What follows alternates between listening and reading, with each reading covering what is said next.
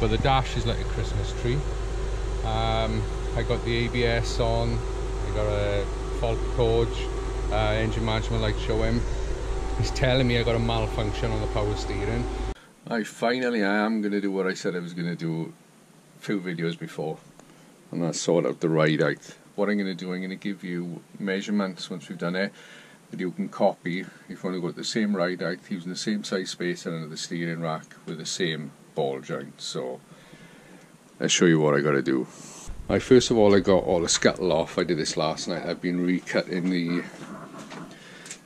tops here because I couldn't have these adjusters on permanently before. I only put a little notch, and as the steering moves, this top of the strut would rotate in a small arc, so it meant I could only have the adjusters in when the steering wheel was straight, and it was just a pain.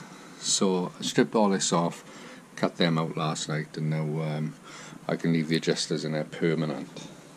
Right, so on this side I got to drop the whole strut off to put the spring back on. We took that off to do the bump steer measurements. One of you in the comments noticed that my pipe looked like it had been rubbing. It actually melted from the heat of the brake because I don't run the dust shield to help with cooling, but I put a bit of foil tape over that now to protect it. The other one was fine, just had a little bit of plastic bubbling on that one. So yeah, first thing, I got to get all of this off so we can get the spring back on the strut.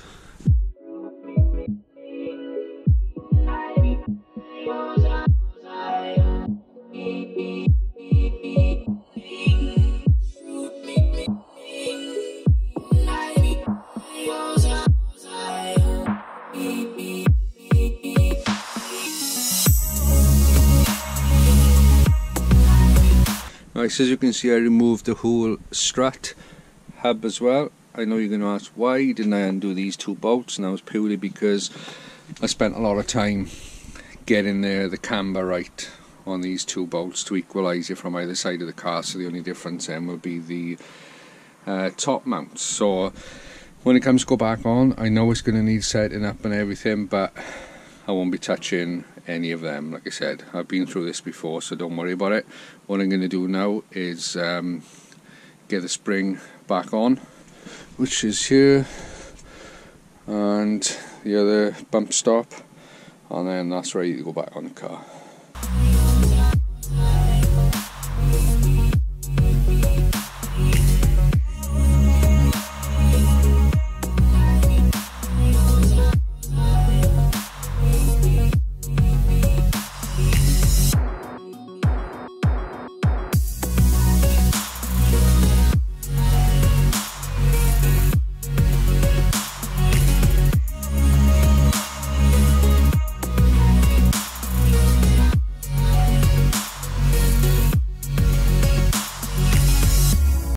So remember that snap bolt, I've swapped that out, but I've got to come out again. If you're eagle-eyed, you will notice my boot is split. It's done exactly the same both sides now. It wasn't like when I fitted it. Whether something I'd done of cause I don't know, but I didn't feel I had done anything, but say both have split. But there you are, that's got to get sorted out soon.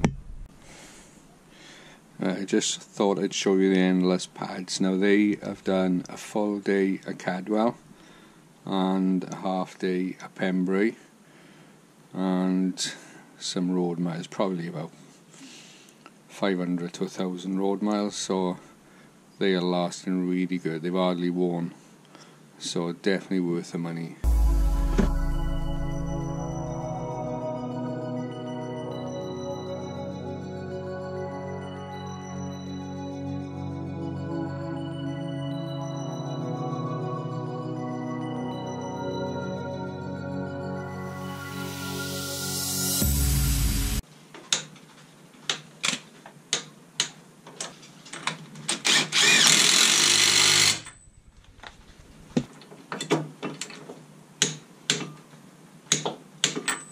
Right, so I got all the parts on, everything's tightened up.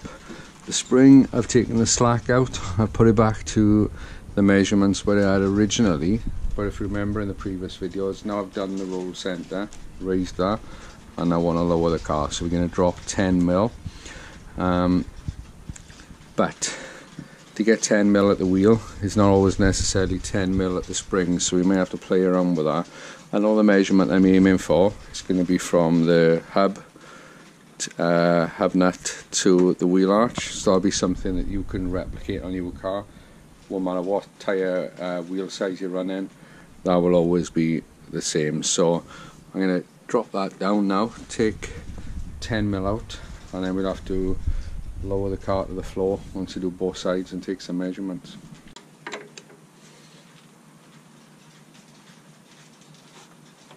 Oh, that's tight. That is tight.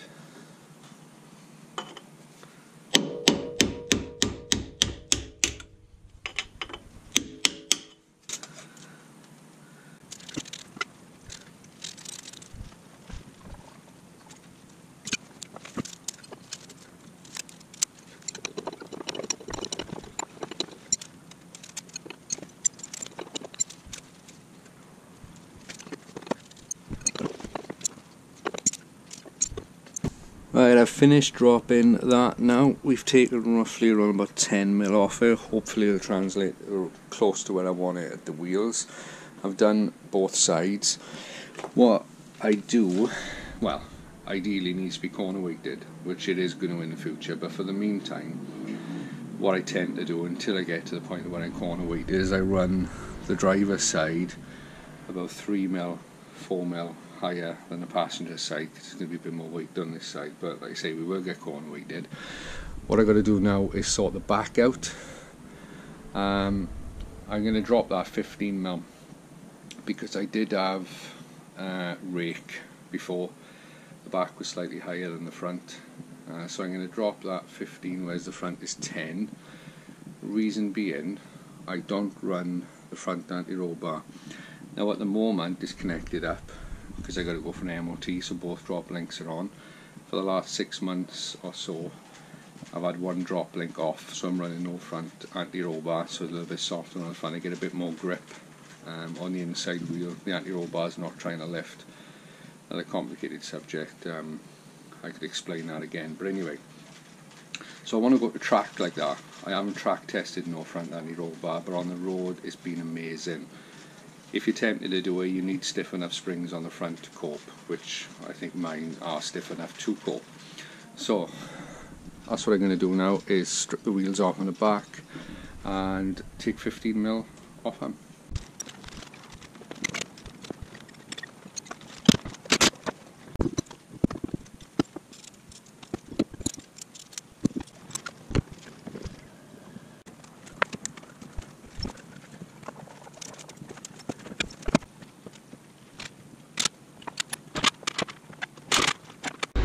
Right, so that's it, all done. I've moved the suspension back and forth to settle it. I took it up and down the lane, I'll tell you why in a minute now, but as you can hear, the fan is running flat out. It's been giving me some issues. It didn't want to start, it was just clicking, and I done this yesterday. Then foot on and off the clutch, back on, click, repeat there, and then eventually it will fire up. I've had the battery on charge for, well, since yesterday, and it's still been giving me issues again today. So I am put a voltmeter on it, but the dash is like a Christmas tree. I got the ABS on, I got a fault code, engine management light showing. It's telling me I got a malfunction on the power steering, which I know for a fact is nothing to do with what we've done to the steering racks. There's nothing electronic on that side of it, so it's definitely not that, so don't get carried away thinking it's that. I've stripped these racks off the car. There is nothing that the car would know I've raised the steering rack, so it's not that. So I'm putting it down to a dead battery, but it's a bit of a pain. But like I say, I've got it running now, I'm trying to charge it, but the fan's just full chat. I'll show you the dash. You can see I've got the ABS, that, and I took it up and down the lane. Usually what happens if I drove the had the car on axle stands and I've started up and one of the wheels was spun, which is what I done yesterday, it triggers the ABS sensor, and I had the sensor disconnected to take the hub off. I have connected that back up. I'm going to double check it's connected and it's in tidy. but I can only put it down to the battery is giving me problems, because on a car I had before, I had loads of trouble when the battery was dying. So that's something I've got to look into. I'm going to put a voltmeter and stuff on it after we do this, but I'm going to give you the measurements. So I'll knock the engine off now so that you can hear me, and I'll give you exactly what you need. It probably won't start again. Actually, let's stick with me. Let's see if it'll start again. Wait for the fan to die. I've never had the fan run flat out like that before. See that clunk? Clutch up, clutch back down, and then it'll start. It starts like the battery's fine. So he's telling me power steering malfunction. I'm convinced that's nothing to do with the rack raiser. I know everybody's going to jump on that now, but it can't be. It cannot be. It's got to be battery related or something. So something to get the bottom of. Anyway, back to the measurements. Right, so this is how I test the measurement. 32mm socket. I'll put one for reference. Only have that.